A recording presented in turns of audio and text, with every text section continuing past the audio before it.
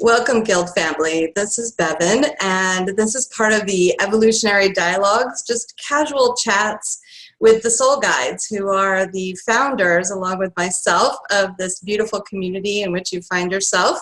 And today I'm so excited to just vibe and chat with Denise Dryden, who is a lovely soul sister of mine. Denise and I met, gosh, it's been almost 5 years ago now in Seattle. We went to a coaching retreat training, and as synchronicity would have it, we ended up being sort of randomly roommates. And of course, we know that nothing is random. And our friendship and our relationship as both colleagues and deep metaphysical seekers has rolled forward since then. So Denise, I'm so happy to have you here today and to introduce you to the Guild and to hear your wisdom and insight as we explore the energy of integration. I'm so happy to be here, Bevin. This has been like something I've been looking forward to all week since we set it up last week. It's like, oh, a nice, casual, fun, playful chat with you. It's one of my favorite things to do.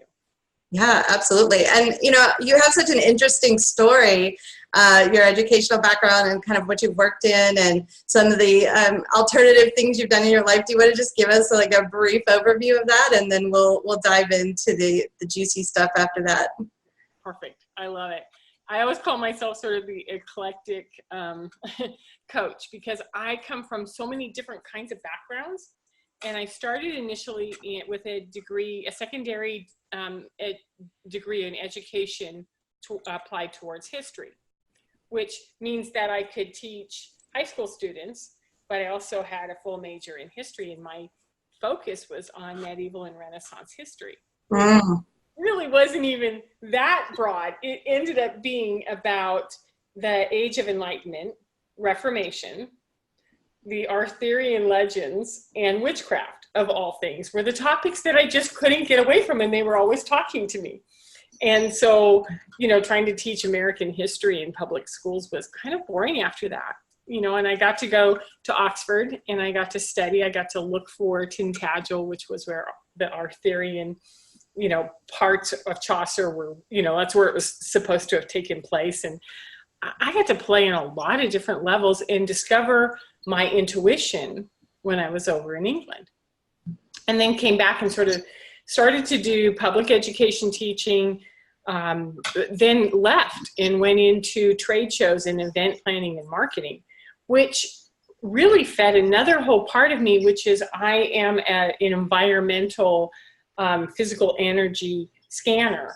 And so looking at what would happen if they smelled this? What would happen if they heard this? What would these colors do? And I played for about 5 years creating really specific, both vertical and horizontal trade shows and conferences and meetings for companies, and then started training people on how to go do that until the kids started coming along. So I have 3 kids that are late 20s, early 30s, so they're all millennials.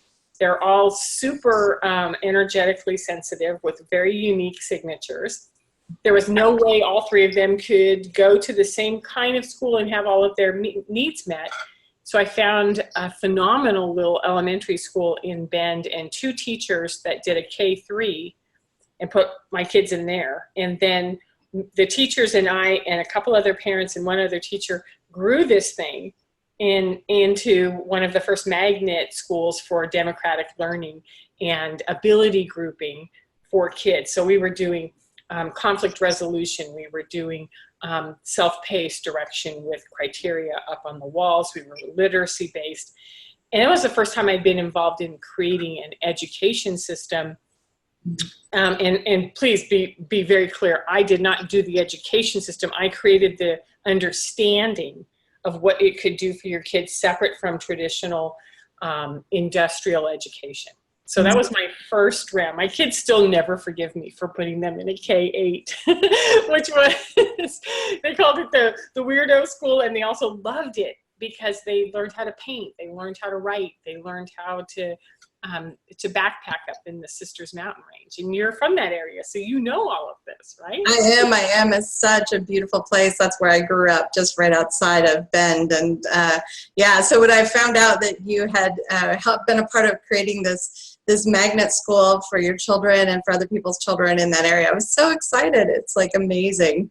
Oh, it's my my trademark in Oregon is that there's this K-8 that has 180 to 200 kids that learn differently, that have the opportunity to really understand what it's like when your intelligence comes online and what to do with that. Fast forward to needing to get work, needing a job, and starting to coach young adults who are coming out of therapeutic programs, because Bend at that time had 2 or 3 therapeutic programs. And I was, in 1995, started coaching parents or coaching young adults and their parents on how to do that dance between, this is independent living and this is what we need you to be able to show us how to do. And then with the parent side, these are the things that I need you to let go of and let your kid fail or flounder or ask or learn how to manage. And so I worked with both of these, and it slowly turned into an admissions job with both. I started with a young adult independent living recovery program, then shifted to a private therapeutic high school outside of Park City, Utah, and then ended up at a psychological assessment facility outside of Salt Lake as well, which was terrifying to me because I was looking at assessments and looking at bridging. This is what I understand about the family system. This is what they're presenting with. Can we take them in this small 14-bed facility, and what are we going to do with that? And so, my education really went rapidly into looking at DSM assessments, looking at what kind of profile these kids consistently had. So it's to the point now where I can look at a 35-page psychoeducational testing, and the words jump up and they all start moving around, sort of like, with this little proppy thing, they start spinning, and I'm like, oh, I'm starting to see a whole nother different way of looking at these kids. And then I meet you.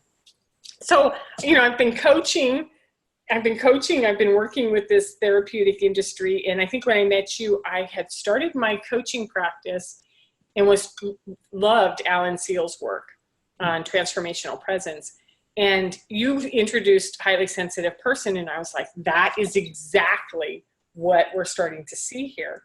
And I remember you and I going like, so how do we apply this into coaching practices?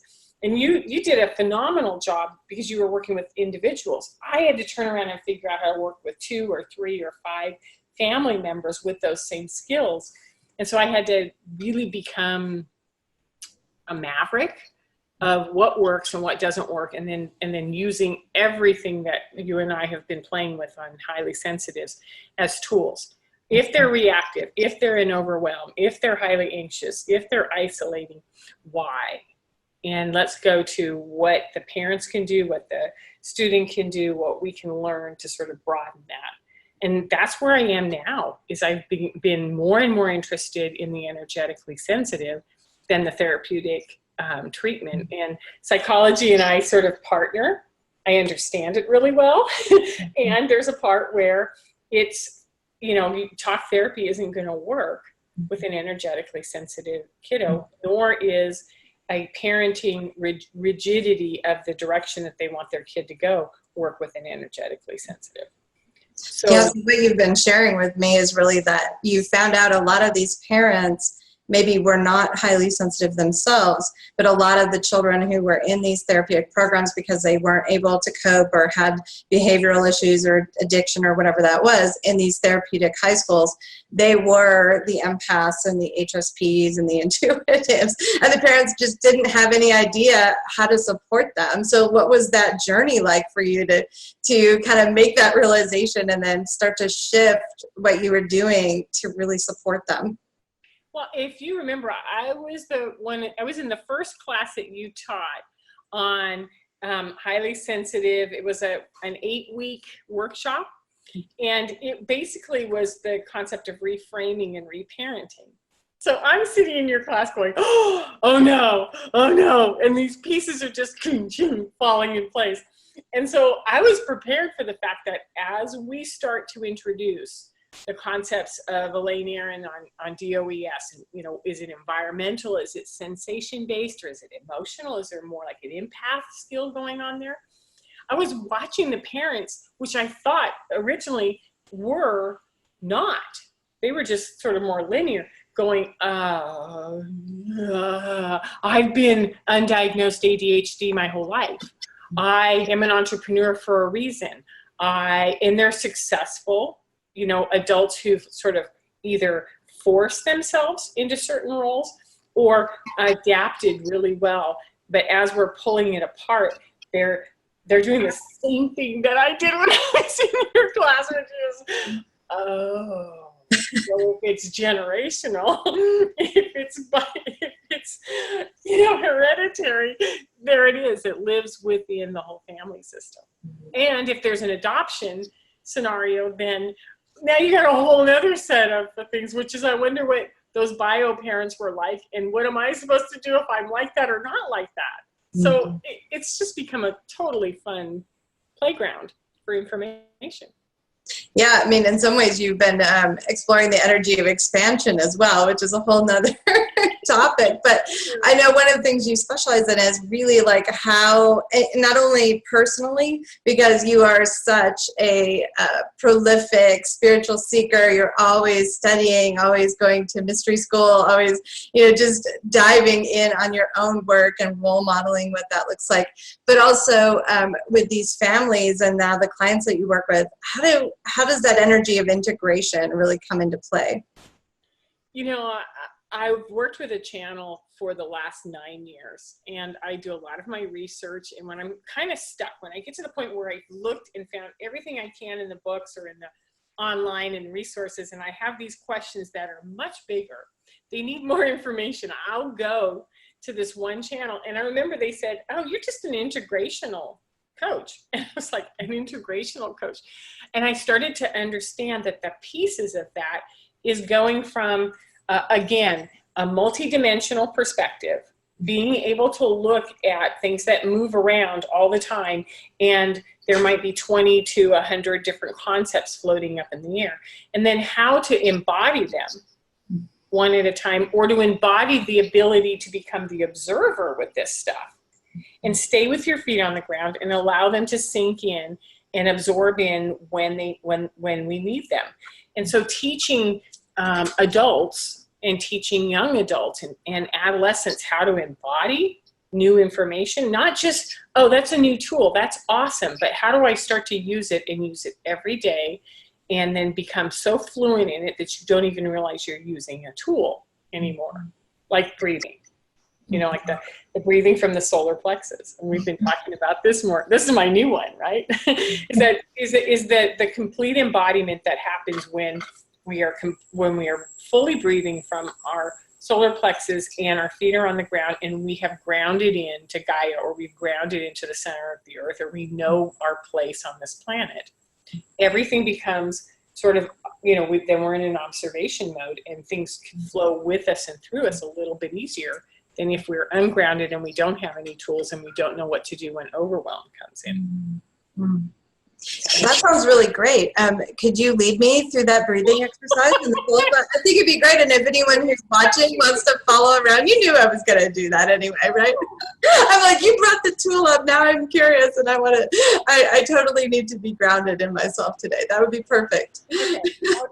Okay. So knowing that we're making this up on the fly, and this is exactly what I even did in my mystery school last weekend when we were talking about, I've been studying the tree of life, the Kabbalah, and all of the Sephiras. And Malkuth is the one that sort of grounds us. It's like there's 9 Sephiras floating up, sort of spinning like an atom the whole time. And then Malkuth is what holds us on the ground. So in order to do this, put your feet flat on the ground. Okay. And you can spread your toes out and make sure that your big toes and, you know, get your yoga feet going. Get them like a frog. Get them spread out and like snap them right onto the ground.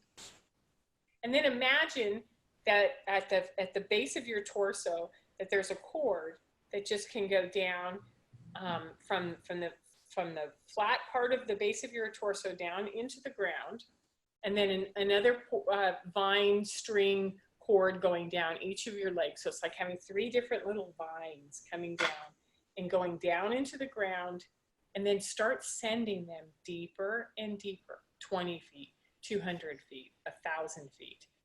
And I've always imagined taking those cords, taking those vines, and finding something to grab a hold of.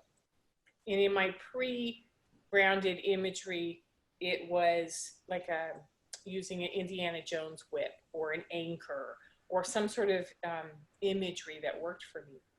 And what I've learned now is that Gaia is a active soul just like you and me.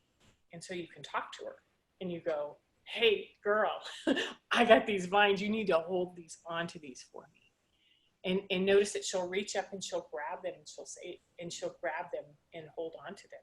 And you say, thank you. I need you to really hold me solid right now on the ground. And knowing that she's there and she's holding the space for you. And then imagine that with your feet planted the way that they are, that you can run any energy that she wants to give you up through the earth into your body. And then as you breathe in and out, I just send energy. With my breathe in, I pull energy up from her. And when I breathe out, I send energy down. And I imagine that is my purpose on this planet, is to be on the surface and go, so this is what I'm seeing. This is what I'm doing. And thank you for holding me here. Then when there are times when I need to expand this, then what I also do is I will take a line from the center of my heart and go up through the crown chakra and go up to the galactic center, up to God, up to the sun. And I will do the same thing. I'll ask that they hold that precious line that I'm giving them, and bring it down through with each breath, down to my heart, and then exhale back up into the ethers. And what gets really fun, Bevin, is after you've practiced reaching up and knowing your feet are solidly on the ground, is that you bring them both in together. When you inhale, you bring up from Gaia, swirl it around in the middle of your chest, and then send them back down. And then up, swirl it around, and back down, back up at the same time. And then I imagine that I'm like a buoy on the top of the water, anchored at the very bottom of the sea, and there's just this rope or this chain, and I can move back and forth, but I'm being held above and below to be exactly who I am. And then, like what we've talked about on the vertical and horizontal, is then when I put my hands out and I start to interact with the world, then I'm completely present to it. So if I'm coaching over here, my feet are on the ground. If I'm having coffee with a friend, my feet are on the ground. If I'm with someone I really care about, I'm here and I'm present. But my feet are rooted with Gaia, and my energy is rooted up into source. And all of it is regulated on an in and an out, right? With the lungs. And so I see the solar plexus as providing just this stability of a fan in and out. And when I start to get overwhelmed or I start to get triggered, I go, ooh, how are we doing? In and out. And then dig my feet in, ask Gaia, I need you to hold me a little tighter, or I forgot you were there and I need to reach down and have you hold me. And it's been an interesting process of then taking in any intellectual concept, any energetic system, any pain or grief that comes through the coaching, and realize that I'm set up where I don't have to take it, I just have to let it flow through me, which is probably one of the most masterful skills we can give anyone with empathic skills or empathic abilities, is that things are coming at you all the time. Can you just sort of move with them and go, oh yeah, there goes that, and that was that one. And it's not personal, and it's not directed at you, and it wasn't aimed to harm. It's just nasty stuff going through. And you're just like, here we go, back and forth. Did that help? It was wonderful. Thank you. It reminds me of that scene in The Matrix where he finally slows down and just things are just whizzing by and he's just like, it felt like that. Exactly. When I put my arms out, it's almost like I imagine that I'm a screen on a magnificent day with a breeze going. And, it's coming in and out. The air is coming in and out of the screen. And you can smell the flowers outside. But I'm just a screen. And I don't have to take any of it in. None of it is mine if I don't want it to be. Right. And that's the part of integration, that if we're grounded and we know who we are, we know what's ours and we know what isn't ours. When we're not grounded, you're like, oh no, like when Keanu Reeves, before he slowed down, oh, and then there's this, and then there's this, and then there's this. And all you're doing is you're reacting constantly to what life is doing to you. Yeah, this tool. And I love that you're talking about how, like, we could watch something and there's a tool, and then integration is something different. Integration is like feeling it and embodying it at this deepest level. So when you do this practice, and in my own experience of using these tools and getting into that place that you talked about where it's just automatic, where we use it every day, or we can go right to that very intuitively, you stop thinking about the tool itself and you start really getting into that experience. And I want to tie this back to what you said earlier when you were introducing yourself, and that you were this party planner and this conference planner, and then you created these experiences for people. And so this is what you just did here, which was create an experience for us. And then, we can create this experience for ourselves, and it's going to be different for each person who's tuning in. But being able to get really centered and grounded in that solar plexus is that seat of our personal power, and that place where we have a knowing of who we are and what our place is in the community and in the world around us. And so that is incredible. Thank you so much for sharing that. Yeah, I'm so glad I got to do that. Now, if you can imagine that the solar plexus in the chakra system is where the sun resides, right? So and we can't live without the sun, and the sun sustains everything. So we can actually bring it in and hold it in our body and just let it radiate and feed us. I think I've studied chakras for 20 years. And until I really understood how powerfully we can access that solar power and use it in our body, and that everything becomes part of our command after that. This is just in the last year. I'm 60 years old. It's been a long time coming to understand the significance of how to really embody and protect ourselves. Yeah, because that sun energy kind of brings us into this energetic oneness, but it's different than merging unconsciously with everything, right? So we can very easily just merge, with all the noise, the traffic, the pressure, people's emotions, sensations, or we can really tap into what you just brought forward, which is this really strong base of personal power. And the oneness with Gaia, the oneness with the universe, with Source, is so different in its presentation, its vibration, than merging with the human realm. And, we're going to do that. We're going to perceive all those things because this is how we're wired. And it's actually, both a gift and sometimes a challenge for us. But then when we develop these kinds of things like you have, it becomes so powerful, and it shifts everything. It shifts everything. It shifts everything. And if we know that an empath and sensitive and energetically reactive or sensitive human being is super curious. They're observant, right? And then we want to bring in the feminine energies of receptivity, responsiveness, which is how do we build those sides up? So when we go to stabilizing first, then I always like to look at it like I can just take my head up like a periscope and go, so now I'm in observation mode, but I'm stable. And then I get to sort of separate out from the masses and observe, oh, when I do this, that happens out there. When someone does that, this happens. And I start to watch literally the ley lines, the tracks of energy flowing around, because emotions are just energy in motion. So if we understand that energy is always moving, we just get to choose which ones we're going to react to. Then our observer is now empowered to partner with the mind, partner with the body, partner with the whole life experience and go, oh yeah, I don't have to be a part of that. Or I want to be a part of that. How do I step in?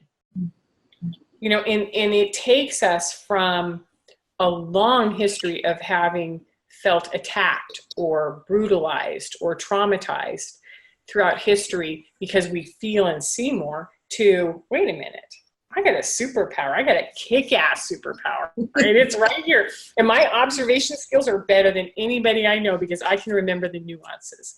The interesting thing is I was married for 16 years to a man who was very intellectual, very, very good. And he could remember word for word, and he had a photographic memory. And I couldn't match any of that. I couldn't tell you what word for word, I still can't memorize. And I would tell you what the picture felt like. So if you said, well, what just happened? I could go in and go, it started like this, then it moved over there, and then I had this reaction, and then there was that. And that is about all I can remember because I'm accessing the feeling, the felt perceptions of all of this. And that's what I remember. And so now embracing that as my superpower, I can tell you what any situation feels like. And I can tell you when I'm in a similar one. I can tell you when I'm in a new one. I can tell you when I'm in a confident one, because my body is doing feeling, you know, perception. So we're just perceptive souls doing it through our emotions, and we're readers of emotion and energy. Well, and you bring up a good point, is that everyone has different gifts. So his gift was really probably more visual and in the form of words and phrases and imagery. And yours is more of this, you know, sensory and just like reading that energy. And, you know, it's interesting in the guild that we have a question, you know, what's your strongest perceptive gift? And it's been amazing to watch everyone answer because there's so many different ways that this shows up. So, you know, for anyone who's listening, like there's not just like one way to be perceptive. Some people connect with people who passed on, and some people are really connected to the weather and the seasons, and other people are, you know, read energy one-on-one, and some people read it for the group, and there's just all these different ways. So it's really about exploring like who you are and what your unique gifts are, which is so great. But a lot of people do exactly what you're talking about, which is sense, you know, emotions and energy. Some people can sense thoughts as well. So I'm kind of glad I don't have that one, because I have enough thoughts of my own. That's why I say I don't really want to be telepathic. There's enough going on up here. I don't really need to hear other people's inner world as well. You know, you know this. You learn to just go, yeah, I'm not reading that situation right now. There's no way. Like those guys, I can tell you already what's going on in that family dynamic, and I'm not reading over there. Nope, I'm not reading over there. So sometimes coffee shops are just like, just stay in your own little bubble, Denise. We're good. Right. Sometimes it's like, oh, look at that. Look at and celebrate how those two individuals are interacting together. Yeah, this friend of mine from high school, he posted a picture yesterday on Facebook with his partner, and they've been together for like almost 20 years, and they were just hugging, and it was so beautiful, like the love between them, that I just sat for a moment. I was just like, you know. And so we have this ability to tap into that part of it, that not everything has to be overwhelming. Like when we find those moments where a particular phrase or a poem like really inspires us, or watching the sunset, or seeing someone just being in this place of joy, it's like, I love that part about being empathic. Just being able to share in that with people, just share that joy and just feel what they feel. I mean, they live 900 miles away from me, and I can feel their love. You can feel it right across all of that. Yeah. Well, there's this interesting thing too, which is I've always known that I do relationship, right? And I kept thinking, okay, so I get how, mother-child or father-child, or, you know, two adults interact. And it's not that at all. It's your relationship with something else. My relationship with this video, my relationship with the house that I live in, my relationship with the scenery that I take in, my relationship. And so you can take anything, any topic, right? And you can go, what is my relationship with this? And then what I end up being able to do is for whatever reason, I can read when there's dissonance or when there's harmony.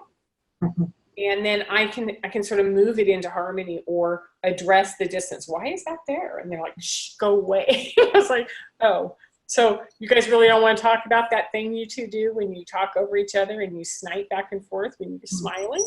Like, no, we don't talk about things like that to me. So it's like, oh. So it can be applied towards people, but more so it's towards everything, your relationship when you're grounded with whatever shows up in front of you. And how does feeling and sensing that dissonance or congruence show up for you specifically? Like, can you explain that? Yeah. And about 2 months ago, I shifted to using words like alignment out of alignment, or congruent or incongruent, or resonance and dissonance, because to me, then it helps me understand that what I'm feeling is at a level of agitation.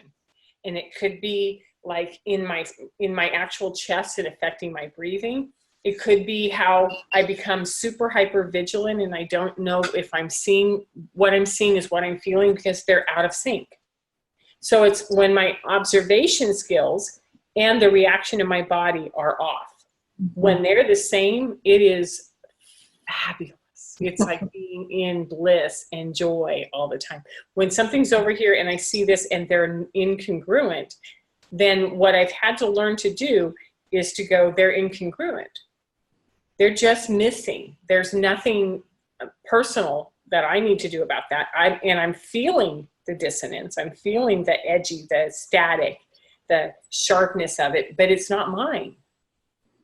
And then if it is mine, oh, why am I doing this? If every time I pick up this paper and I start to work with this particular client and I feel that surge, that want to disconnect out of my body, or the heavy pressure on my shoulder, or the way that my third eye starts to go like this, you know, and my eyebrows feel like they're moving and they're not, I go, okay, so this is not someone I should be working with anymore.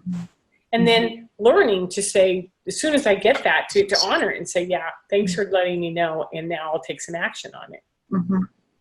Yeah, and that's a practice, because, you know, the intellectual mind kind of kicks in and it's fine. And it's sort of our ego self that wants to keep us safe, or understands like what's right in front of us and wants it to be the same as it was before. But because often when we get something intuitive, it's like, oh, something needs to shift or change, even if it's just subtly. I mean, it doesn't have to be a major thing.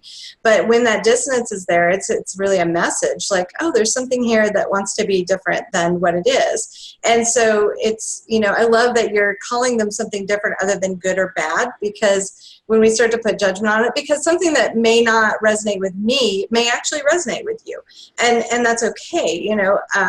And so I love that you're kind of bringing this forward and saying, well, you know, taking the opportunity to be that observer over and over and over, it just kind of takes practice. And the more you practice it, and the more you go around in your life all the time in that observer mode, just noticing what's coming up, because we are able to be fluent in the language of energy. And that's what we're doing is learning how to speak it, and learning how to let that flow through our humanness. And our body is a great place to pick that up, you know, and just emotions are a great place to pick that up. Strange thoughts that come in, you're like, what is that? You know, and it seems so out of place for what you're just actually doing, that you're like, and that's a point when you can pay attention. You know, it's just a message coming in, and then you can decide how you want to proceed with that. But you're right, the more you do it, the better and the more fluent that you become. Just like when you're practicing a foreign language that you don't know.